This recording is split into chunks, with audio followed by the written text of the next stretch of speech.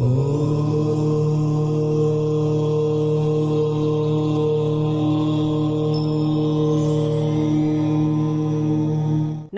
Astro insights with Richa में आप सभी का स्वागत है। मैं हूं ऋचा शुक्ला।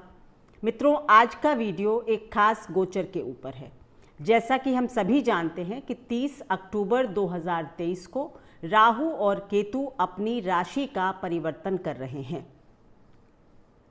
इसको हम गोचर कहते हैं या ग्रहों का संचरण कहते हैं।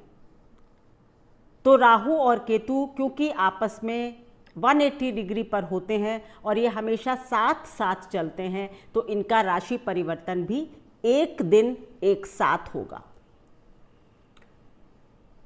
तो इस विषय पर क्योंकि राहु और केतु का जो गोचर है वो एक बड़ा गोचर है। मतलब ये दोनों जो है वो एक राशि में 1.5 साल के लिए रहते हैं। लगभग 18 साल के बाद पुनः उस राशि में आते हैं। तो ये एक बड़ा गोचर होता है क्योंकि 1.5 साल के लिए आपकी लाइफ के किसी एस्पेक्ट को, किसी भाव को ये प्रभावित करने वाले हैं। और दूसरी बात ये कि मैं हमेशा कहती हूँ कि गोचर में अगर महत्वपूर्ण है तो 3 गोचर हैं, शनिदेव का, गुरुदेव का और राहु और केतु का। क्योंकि बृहस्पति देव 1 साल, शनि 2.5 साल और राहु केतु 1.5 साल एक राशि में रहते हैं। तो इसलिए इनके बारे में चर्चा करना ज़रूरी हो जाता है कि भाई आपके ऊपर, आप सभी लोगों के लिए क्या मतलब असर होगा या क्या प्रभाव होगा इस गोचर का, इस विषय पर आज बात होगी। सबसे पहले मैं आपको बताऊंगी कि गोचर क्या है, किस तरह का प्रभाव पड़ेगा। उसके बाद सभी लग्नों के हिसाब से मैं गोचर के बारे में बताऊंगी। कोशिश करूंगी कि कुछ कंबाइंड या कुछ कॉमन उपाय भी बताने की लास्ट सेगमेंट में कोशिश करूंगी। वीडियो शुरू करूं उससे पहले एक बहुत महत्वपूर्ण सूचना। 7 अक्टूबर 2023 से नक्षत्रों का एक क्लास प्रारंभ हो रहा है, जिसमें कि जो एक शॉर्ट कोर्स है 5 क्लासों का, और उसमें आप नक्षत्रों के बारे में सभी कुछ समझ सकेंगे। अगर आप अपने ज्योतिष के ज्ञान को बढ़ाना चाहते हैं, अपने प्रेडिक्शन को धारदार बनाना चाहते हैं, ग्रहों के बारे में गहराई से समझना चाहते हैं, तो नक्षत्र का क्लास जो है वो आपके लिए बड़ा उपयोगी होगा। अगर आप इंटरेस्टेड हैं तो आप स्क्रीन पर दिए नंबर पर जल्द से जल्द अपना रजिस्ट्रेशन करवा लें। चलिए अब शुरू करती हूँ अपना आज का वीडियो। सबसे पहली बात ये, अगर आप पहली बार देख रहे हैं मेरा वीडियो, तो ये बताना जरूरी होता है कि गोचर क्या होता है, किस आधार पर आज का वीडियो बना रही हूँ। तो गोचर जो है वो ग्रहों का संचरण या मूवमेंट है।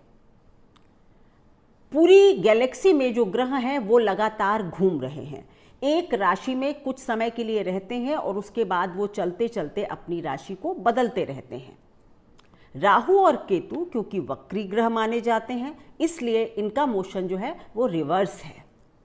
जैसे अभी राहु जो है वो मेष राशि में है। अब जब संचरण होगा तो ये क्या होंगे, ये मीन राशि में चले जाएंगे। मतलब ये 30 डिग्री से अपना संचरण शुरू करेंगे मीन राशि में, और फिर खत्म करते करते 0 पर आकर फिर जाकर कुंभ में जाएंगे। यानी कि मेष से मीन फिर कुंभ, तो इनका रिवर्स ऑर्डर चलेगा।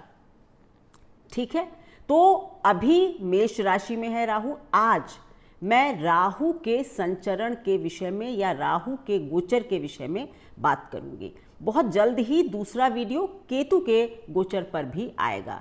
अगर मैं दोनों की बात एक में करूंगी तो वो काफ़ी लंबा चौड़ा वीडियो हो जाएगा, बहुत ही मोनोटोनस हो जाएगा और मेरे लिए भी हैवी होगा।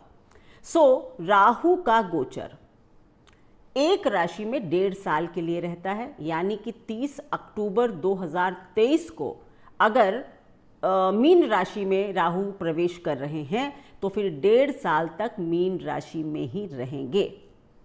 एक और बात, गोचर के अपने कुछ प्रिंसिपल्स होते हैं, कुछ सिद्धांत होते हैं। केवल और केवल हम इस तरह नहीं देख सकते गोचर कि यह आपके चौथे भाव से गुजर रहा है, अच्छा होगा, धन धान्य मिल जाएगा, नहीं। गोचर के नियम हैं और मैं हमेशा कहती हूं गोचर कुरियर बॉय, वो आपको वही चीजें डिलीवर करेगा जो आपकी दशा प्रॉमिस कर रही होगी। अगर हमारी दशा हमको बीमारी भेज रही है तो राहु और केतु का गोचर आपको स्वास्थ्य नहीं दे सकेगा। हाँ, ये बात और है कि अगर हमारी दशा भी खराब और गोचर भी खराब तो काफी खराब समय हो गया। हमारी दशा खराब, गोचर अच्छा, तो may be for time being हमारी हालत में या हमारी स्थितियों में सुधार हो जाए। तो बस इतना फर्क पड़ सकता है कि स्लाइटली बेटर कर सकते हैं, लेकिन महादशा को कोई भी ग्रह, कोई भी गोचर सुपरसीड नहीं कर सकता। इसलिए ये जो वीडियोस होते हैं ये आपकी जनरल नॉलेज के लिए हैं, थोड़ा आपको ये समझाने के लिए है कि अगर कोई ग्रह एक राशि में मूव कर रहा है तो क्या सावधानियां रख सकते हैं। बाकी प्रभाव आपकी महादशा के अनुसार बहुत हद तक निर्भर करेगा। फिर भी जनरल बातें जानकर भी हम काफ़ी फायदा उठा सकते हैं। पहला सिद्धांत गोचर का होता है कि लग्न से और चंद्र से दो तरह से हम गोचर को देखते हैं। कई बार आप ग्रह की नेटल पोजीशन यानी जहां ग्रह बैठा हुआ आपकी कुंडली में उससे भी देख सकते हैं, पर वो थोड़ा सा डीप है। जनरल आप सभी के लिए तो या तो चंद्र राशि से गोचर को जानिए या फिर अपनी लग्न से जानिए। गोचर के एक जो खास सूत्र है वो ये कि ग्रह लग्न से और चंद्रमा से अलग अलग प्रकार का प्रभाव देते हैं। So far as Rahu's गोचर is concerned, Rahu's transit is concerned, ये लग्न से जब हम देखते हैं तो पहले, तीसरे, चौथे, छठे, 10वें और 11वें इन 6 भावों से अच्छा माना जाता है।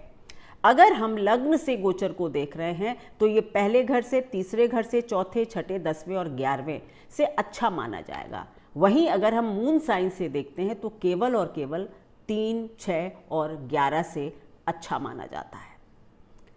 आज मैं बात करूंगी लग्न से, क्योंकि लग्न को थोड़ा सा आप समझ सकते हैं कि इसका गहरा प्रभाव पड़ता है, क्योंकि चंद्रमा का, उसकी डिग्रीज और वो सब चीज़ें भी काफ़ी फर्क पड़ेगा। वैसे तो लग्न की डिग्री का भी पड़ता है, लेकिन चलिए जनरल अवेयरनेस के लिए है ये, तो हम इतना डीप नहीं जाएंगे। शुरू करते हैं। मेष लग्न। मेष लग्न अगर आपकी कुंडली में पहले भाव में नंबर 1 पड़ा हुआ है तो आप मेष लग्न के जातक हैं। मेष लग्न वालों के लिए अभी तक लग्न से ही राहु का गोचर हो रहा था। जैसा कि मैंने कहा कि लग्न से पहले भाव में राहु का गोचर बुरा नहीं माना जाता। ये आपको कई नए नए आइडियाज़ दे सकता है, आपके अंदर एम्बिशन को पैदा कर सकता है, आपके अंदर एक आज़ादी की भावना को पैदा कर सकता है। दिस प्लैनेट हैज़ मतलब ये इसके बहुत सारा इसका स्वभाव बहुत डिफरेंट है। सो मेष राशि वालों के लिए ये गोचर, जैसा कि मैंने पहले भी अपने पुराने वीडियो में कहा था कि ये खराब नहीं है, नए विचारों को लाएं और इस तरह से काम करें। लेकिन अब ये गोचर आपके 12वें भाव से हो रहा है। लग्न से पीछे जाएगा ना, तो 12वें भाव से हो रहा है। अगर राहु का गोचर 12वें भाव से हो रहा है तो सबसे पहली बात है कि आपको केयरफुल होना चाहिए अपने एक्सपेंडिचर के लिए, खर्चे के लिए, व्यय के लिए, क्योंकि ये एक इम्पल्सिव प्लैनेट है, मतलब थोड़ा शोषा वाला भी प्लैनेट है। 12वें घर से अगर गुजरेगा तो खर्चा करा सकता है, यात्राएं करा सकता है, विदेश यात्राएं करा सकता है, हेल्थ इश्यूज दे सकता है। जी हाँ, क्योंकि 12वां घर खर्चा भी है, हॉस्पिटल भी है, यात्रा भी है, विदेश भी है, देव स्थान भी है, एक्स्ट्रा मैरिटल अफेयर भी दे सकता है। तो एक ही ग्रह बहुत सारे प्रभाव दे सकता है। आपकी कुंडली में जिस तरह की महादशा होगी उस तरह से राहु एक्ट करेगा। लेकिन जितनी भी फील्ड्स मैंने अभी बताई हैं, आपके एक्सपेंडिचर ज़्यादा हो सकते हैं, विदेश यात्रा या यात्राएं, यानी आपके जीवन में एक मूवमेंट जरूर बढ़ जाएगा। आप किसी आश्रम में जा सकते हैं, आप बहुत लग्जरी के ऊपर बहुत खर्च कर सकते हैं, आप किसी कल्ट, किसी संप्रदाय की तरफ झुक सकते हैं, स्पिरिचुअलिटी में आपका इंटरेस्ट बढ़ सकता है। वहीं अगर किसी के हॉरोस्कोप में और कुछ इस तरह के हों तो किसी का एक्स्ट्रा मैरिटल अफेयर भी शुरू हो सकता है। जब राहु 12वें घर से गोचर कर रहे हो तो आपको इन सभी यानी कि 12वें घर से जुड़ी जितनी भी एनर्जी होती है उसको राहु एक्टिव कर देगा। और राहु मैंने हमेशा कहा है एक्सपेंशन है, एम्पलीफायर है, तो ये बहुत जब एक्सेसिव एनर्जी का एक्टिवेशन कर देता है तो फिर कई बार वो एनर्जी आपके संभालने के बस में नहीं रहती। इसलिए थोड़ा सा इस चीज को समझ कर चलिए कि आप लोगों को थोड़ा मतलब समझदारी से हर चीज को सोच समझ कर करने की आवश्यकता रहेगी मेष लग्न वालों के लिए। अब बात होगी वृषभ लग्न। अगर आपकी वृषभ लग्न है तो आपके राहु का गोचर अब 11वें घर से होगा। आपके लिए स्थितियां बेटर हो रही हैं, इसमें कोई भी दो राय नहीं कि अब आपकी सोर्स ऑफ इनकम जो है उसमें डेफिनेटली एक बढ़त होने वाली है। जी हाँ, आपके लिए आपका सोर्स ऑफ इनकम बढ़ेगा, आपकी पब्लिक मतलब जो इमेज है वो इम्प्रूव हो सकती है, आपका बहुत लंबा चौड़ा समाज में मतलब आपकी प्रतिष्ठा भी बढ़ सकती है। राहु के लिए 11वें घर से गोचर करना एक शुभ गोचर है। शुभ संतान से रिलेटेड भी कोई शुभ समाचार मिल सकता है। ये मत सोचिए कि ये बहुत खराब है। राहु का संचरण बृहस्पति की राशि में होगा। राहु और केतु बुध और बृहस्पति की राशियों में जब गोचर करते हैं तो बहुत खराब फल नहीं देते। ये और अच्छा हो जाता अगर राहु बुध और केतु बृहस्पति की राशि से गोचर करता, लेकिन अभी भी बृहस्पति जो कि देव गुरु होते हैं तो राहु भी और शनि भी, ये दोनों ग्रह बृहस्पति की राशियों में बुरे रिजल्ट्स नहीं देते। तो वृषभ लग्न के लिए तो मैं कहूंगी कि काफी वंडरफुल ये 1.5 साल हो सकते हैं। अगर आपकी कुंडली में दशा अंतरदशा अच्छा, आपके बड़े भाइयों से कुछ लाभ मिल सकता है, आपको आपकी सोर्स ऑफ इनकम बढ़ सकती है, आप देश विदेश से आप कमा सकते हैं, आपकी मनोकामनाएं इच्छाएं पूरी हो सकती हैं। वृषभ के लिए ये गोचर अच्छा होने वाला है। अब बात होगी मिथुन लग्न। आपके लिए 10वें घर से गोचर हो रहा है। निश्चित रूप से आपको अब अपने करियर में, अपने वर्क प्लेस पर, समाज में एक उछाल मिलेगा, एक प्रमोशन हो सकता है, बेहतर जॉब की अपॉर्चुनिटीज हो सकती हैं, कुछ भी। 10वां भाव हमारा काम है, कर्म है, करियर है, तो इसमें कुछ बढ़त की संभावनाएं निश्चित रूप से रहेंगी। बात बस इतनी है कि आप किस तरह से इन अपॉर्चुनिटीज़ को यूज़ करते हैं। कहीं ऐसा ना हो कि आप बहुत इम्पल्सिव हो जाएं और उल्टी सीधी जल्दबाजी में स्टेप्स उठाने लगें। राहु जब कहीं से भी गोचर कर रहा हो तो एक बात ध्यान रखें कि अपने थॉट प्रोसेस को थोड़ा बैलेंस करें।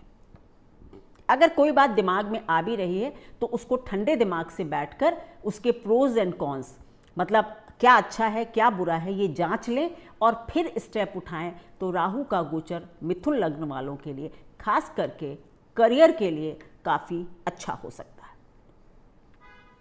ये निश्चित है। अब बात होगी कर्क लग्न। कर्क लग्न वालों के लिए ये गोचर 9th हाउस में हो रहा है। एज आई हैव डिस्क्राइब्ड, ऊपर बताया मैंने आपको कि 9th हाउस से राहु का गोचर बहुत अच्छा नहीं माना जाता लग्न से। क्यों? क्योंकि ये धर्म का स्थान है, राइटियसनेस का है। और राहु क्या था? राहु तो छलिया है। तो या तो धार्मिक उन्माद हो जाए आपके अंदर फैनेटिक अप्रोच आ जाए धर्म को लेकर, या आप अपने धर्म से ही विमुख हो जाएं। आप और आपके पिता की या परिवार में आपके अपने बुजुर्गों के साथ कुछ प्रॉब्लम हो जाए। आपके पिताजी के लिए थोड़े से हेल्थ इश्यूज, या अगर दादाजी वगैरह हैं तो उनके लिए कुछ हेल्थ इश्यूज हो सकते हैं। पर आपके लिए, कर्क राशि वालों, आपके लिए 9वें भाव से राहु का गोचर आपको विदेश से रिलेटेड वर्क की कुछ अपॉर्चुनिटीज आपके लिए ला सकता है। करना क्या है कि आपको अपनी राइटियसनेस को नहीं छोड़ना है, सच्चाई और धर्म के रास्ते को नहीं छोड़ना है। भले ही राहु कितना भी आपको प्रेरित करे कि ये सही है, ऐसा कर लो, बिकॉज राहु ना आपके दिमाग पर सवारी करता है। बट अगर आप खुद को संतुलित रख लेते हैं, क्योंकि बृहस्पति की राशि में है, यानी अगर आप अपनी बुद्धि विजडम यूज़ करते हैं, तो ये राहु आपका ज़्यादा कुछ नहीं खराब कर पाएगा। सो पिता या दादाजी के लिए थोड़ी सी कुछ प्रॉब्लम हो सकती है, आपकी दूर देश की हेल्थ वगैरह के कुछ इश्यूज हो सकते हैं, आपकी दूर देशों की यात्राएं हो सकती हैं, धर्म के मामले में शॉर्टकट्स ना लें, और बाहर की कुछ अपॉर्चुनिटीज़ वर्क से रिलेटेड आपको मिल सकती हैं। अब सिंह लग्न की बात होगी। सिंह लग्न वालों, आपके लिए ये गोचर 8वें भाव से हो रहा है। राहु का गोचर 8वें भाव से बहुत अच्छा गोचर नहीं माना जाता, लेकिन मैं हमेशा कहती हूँ कि हम ग्रहों की एनर्जी को यूज़ कर सकते हैं। अब अगर 8वें घर में राहु है और हम सोचें कि हम बढ़ कर कहीं मतलब कुछ काम करने लगे, कुछ रिस्क लेने लगे लाइफ में, तो ये मूर्खता होगी। If Rahu is transiting over 8th house, इसका मतलब है 8th हाउस को एक्टिव कर रहा है। तो आप क्या करेंगे? आप रिसर्च से जुड़ जाइए, आप फिलॉसफी पढ़िए, आप ज्योतिष पढ़िए, आप साधना कीजिए, क्योंकि 8वां घर क्या है? नीचा है, राहु का सर नीचे हो गया है, यानी अंधेरे में कुछ ढूंढने की प्रक्रिया राहु करेगा। तो ये किस लिए अच्छा है? ज्योतिष सीखने के लिए समय अच्छा, फिलॉसफी पढ़ने के लिए समय अच्छा, मैं कौन हूँ, क्या हूँ, आत्मा परमात्मा समझने के लिए अच्छा, भूमि से जुड़े कार्य। अगर किसी की दशा अच्छी चल रही है, सिंह लग्न, और किसी लाभ की दशा चल रही हो कुछ इस तरह से, तो भूमि के नीचे के चीज़ों से आपको लाभ भी हो सकता है। भूमि से जुड़ी चीज़ों से, किसी को खनन से लाभ हो सकता है, किसी को पेट्रोकेमिकल से लाभ हो सकता है, यानी कि इस तरह के लाभ भी हो सकते हैं, लेकिन सबको नहीं। अगर किसी की दशा अच्छी चल रही हो और वो इस गोचर को सपोर्ट कर रही हो तो। अन्यथा जो मैंने पहले बताया कि आप लोग कुछ अंतःमुखी हो जाइए, अंदर की खोज में रहिए, बहुत ज़्यादा एक्सप्लोर करने की ज़रूरत नहीं है। कन्या लग्न, अगर हाँ थोड़ा बहुत हेल्थ इश्यूज़ का भी ध्यान रखें, सिंह लग्न वाले हेल्थ इश्यूज़ का ध्यान रखें। आपकी खास करके ससुराल पक्ष में किसी बड़े बुजुर्ग की हेल्थ के लिए ये समय अच्छा नहीं रहेगा। अब बात होगी कन्या लग्न की। कन्या लग्न आप लोगों के लिए 7वें घर से राहु गोचर कर रहा है। 7वां घर भी राहु के लिए एक ट्रिकी हाउस है, क्योंकि ये काम का भाव है। काम सेक्स का भी भाव है, पति पत्नी के रिश्तों का भाव है, लेकिन ये अकॉम्प्लिशमेंट भी होता है। काम के जो स्थान होते हैं वो हमारी इच्छा पूर्ति के भी हाउस होते हैं। पर अगर राहु है और ट्रिकी प्लैनेट है, अब अगर आप यही इच्छा कर लें कि भाई मैं एक एक्स्ट्रा मैरिटल अफेयर कर लूँ, हो सकता है इच्छा पूर्ति हो जाए, लेकिन बाद के उसके परिणामों के लिए आप जिम्मेदार होंगे। इस वक्त अगर कोई पार्टनरशिप की डील वगैरह करना चाहते हैं, बहुत सोच समझ कर करें। 2 से 4 बार उस व्यक्ति के बारे में पड़ताल कर लें, जानकारी कर लें, कहीं ऐसा ना हो आपको किसी जाल में कोई फंसा दे। इस ट्रांजिट के लिए एक बात जो सबको समझ लेनी चाहिए कि बृहस्पति की राशि में है राहु, तो जो जितना अपनी बुद्धिमानी का प्रयोग करेगा उसको उतने ही कम नुकसान होंगे।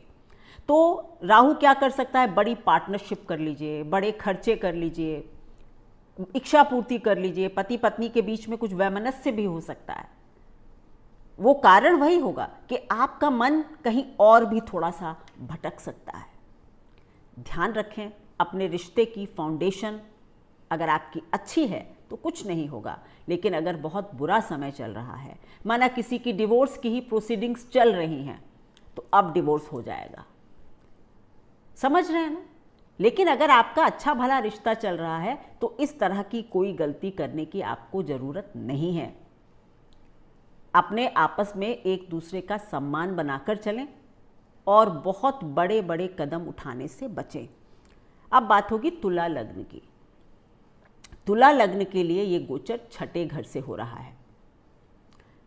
6ठे घर से राहु का गोचर बढ़िया माना जाता है। चाहे वो चंद्र मतलब राशि से हो या लग्न से हो, तो ये मामला बढ़िया हो जाता है। तो तुला लग्न वालों के लिए ये गोचर बहुत अच्छा है।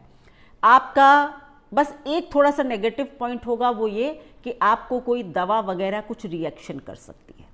इस दौरान अगर कोई हेल्थ इशू है और आप डॉक्टर की सलाह लेने गए हैं, तो डॉक्टर आपने दिखाया, डॉक्टर ने कहा कि भाई आपको ऐसा ऐसा है, आप ये कराइए, ये टेस्ट कराइए, ये दवा शुरू कर दीजिए। होल्ड ऑन, आप एक बार किसी दूसरे डॉक्टर का भी मत ले लीजिए। हो सकता है पहले डॉक्टर की डायग्नोसिस गलत हो रही हो।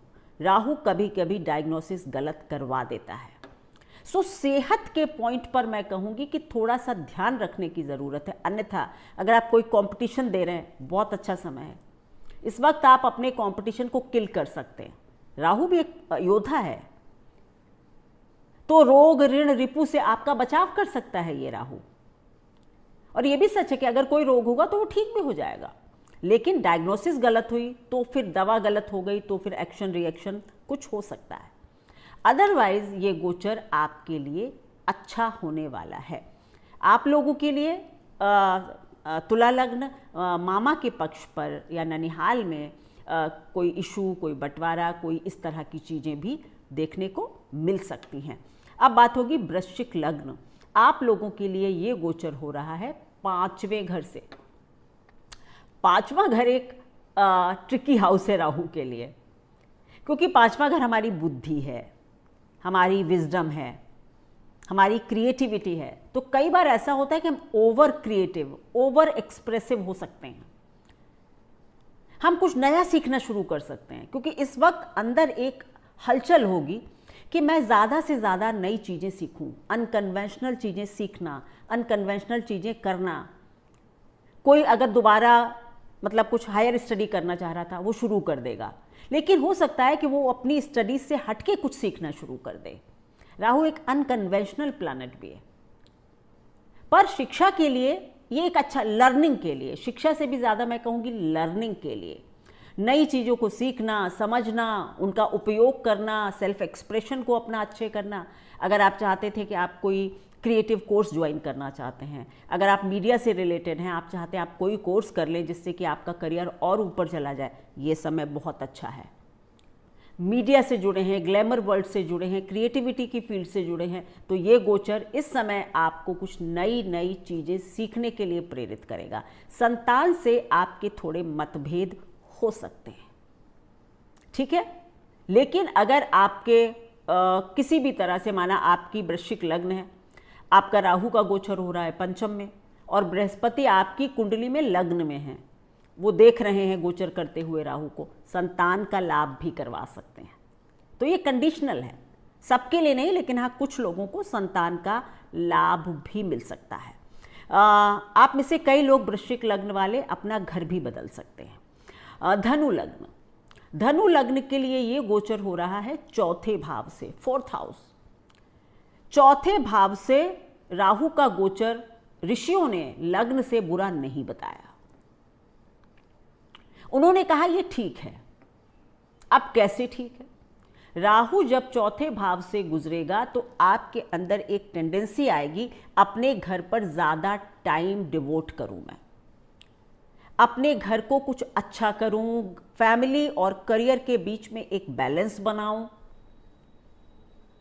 फिर वही बात कि राहु का गोचर है, बृहस्पति अगर आपकी कुंडली में 4थे घर को देख रहे हैं और गोचर हो रहा है 4थे घर का राहु का, तो आप नया घर ले सकते हैं, नई कार ले सकते हैं, क्योंकि 4थे घर की एक्टिविटीज बढ़ रही हैं। कोई लोग नया घर ले लेंगे, कोई घर में रेनोवेशन करा लेंगे, लेकिन दशा इसके लिए अच्छी चाहिए। अगर आपकी कुंडली की दशा खराब चल रही हो और राहु 4थे घर में हो गोचर में, तो फिर आपके घर में कुछ मनमुटाव, फैमिली में थोड़ी सी शांति की कमी, हर आदमी मतलब फैमिली का अपने उसमें ही रहे कि मतलब मैं किसी की बात नहीं सुनूंगा, तो फैमिली में थोड़ा सा मनमुटाव, इस तरह की चीज़ें हो सकती हैं। माता जी की सेहत को थोड़ी सी परेशानी कर सकते हैं, ठीक है। तो इस तरह से आप अपने इस गोचर को देखेंगे। मकर लग्न, अगर आपकी कुंडली में लग्न में 10 नंबर पड़ा है तो आपकी मकर लग्न है। इससे ये ट्रांजिट तीसरे घर से हो रहा है, फिर से बढ़िया हाउस आ गया, क्योंकि ये लग्न से और चंद्र राशि दोनों से बढ़िया होता है तीसरा घर, यानी तीसरे घर से तो अच्छा ही है। आपको ये वाला राहु मकर लग्न वाले लोग बहुत एंटरप्राइजिंग बना देगा। अगर सच मानिए आपकी दशा अच्छी चल रही हो तो इस वक्त आप झंडा गाड़ सकते हैं, आप कोई नया काम शुरू कर सकते हैं, आप कोई नया एंटरप्राइज शुरू कर सकते हैं, कोई नया व्यवसाय राहु थर्ड हाउस में एंटरप्राइजिंग बना देता है, बहुत करेज दे देता है। तो अगर जिनकी दशा अच्छी चल रही है और ख़ास करके अगर वो ग्लैमर, मीडिया, क्रिएटिविटी, आपके कम्युनिकेशन या फिर आपकी रेल, ट्रैवल, इन डिपार्टमेंट से जुड़े हुए लोग हैं, तो आपके लिए गोचर बहुत बढ़िया हो सकता है। आपको लगेगा कि मैं क्या क्या कर लूं, आपका पुरुषार्थ बहुत बढ़ जाएगा। अगर दशा अच्छी चल रही है तो ये गोचर आपका बहुत बढ़िया और लाभकारी हो सकता है, बहुत छोटी छोटी यात्राएं दे सकता है जो कि बड़ी फ्रूटफुल होंगी। छोटे भाई बहनों के लिए भी कुछ अच्छा करेगा अगर दशा अच्छी होगी, अन्यथा थोड़ा सा मनमुटाव दे सकता है। कुंभ लग्न, आपके लिए ये गोचर दूसरे घर से हो रहा है। राहु का गोचर दूसरे घर से थोड़ा सा मैं मानती हूं कि थोड़ा कठिन है। अपने वाणी पर नियंत्रण रखिए। आपकी वाणी आपके घर में मतलब विध्वंस करा सकती है। मैंने कहा ना, सोच समझकर सब लोग रहेंगे। अगर कभी लग भी रहा है कि किसी को फैमिली में क्रिटिसाइज करना और मन आ रहा है कि इसको हम सुना दें, होल्ड कर लीजिए, अपनी वाणी पर नियंत्रण कीजिए। फाइनेंस का भी होता है दूसरा घर। राहु वोलेटिलिटी को दिखाता है, राहु स्थिरता नहीं है। दशा अच्छी होगी तो धन बरस जाएगा, दशा खराब हुई, कुंडली में अच्छे प्रोस्पेक्ट्स नहीं हुए तो धन का निकल जाएगा, यानी ड्रेन भी हो सकता है और विंडफॉल भी हो सकता है। सबके लिए एक सा असर गोचर का नहीं होता, इसीलिए मैं बार बार इस बात को कह रही हूं दशा, क्योंकि फिर आप लोग कहते हैं मेरा तो ऐसा कुछ नहीं हुआ। अच्छा दशा, अच्छा समय, अब सेकंड लॉर्ड की महादशा चल रही हो, सेकंड लॉर्ड 11वें घर में बैठा हो, राहु दूसरे घर से गोचर कर रहे हो, पैसा बरस जाएगा। लेकिन 8th लॉर्ड की महादशा चल रही हो, 8वें घर का मालिक दूसरे घर में बैठा हो, धन सारा निकल जाएगा। सो वोलेटाइल फाइनेंशियल ट्रेंड, यानी कभी आना कभी जाना, अपने पैसे के लिए सावधानी रखें। अगर परिवार के लिए कुछ एक्स्ट्रा करना पड़ता है, कोई एक्स्ट्रा जिम्मेदारी निभानी पड़ती है, हंसकर निभा दीजिए। कोई भी लड़ाई झगड़ा करने का, कहा सुनी करने का अच्छा परिणाम नहीं होगा। जितना बुद्धि का प्रयोग उतना अच्छा राहु का रिजल्ट। अब बात होगी मीन लग्न। मीन लग्न आप लोगों की लग्न से ही एक गोचर हो रहा है। सिद्धांत जो हमारे ऋषियों ने दिए, लग्न से राहु का गोचर बुरा नहीं।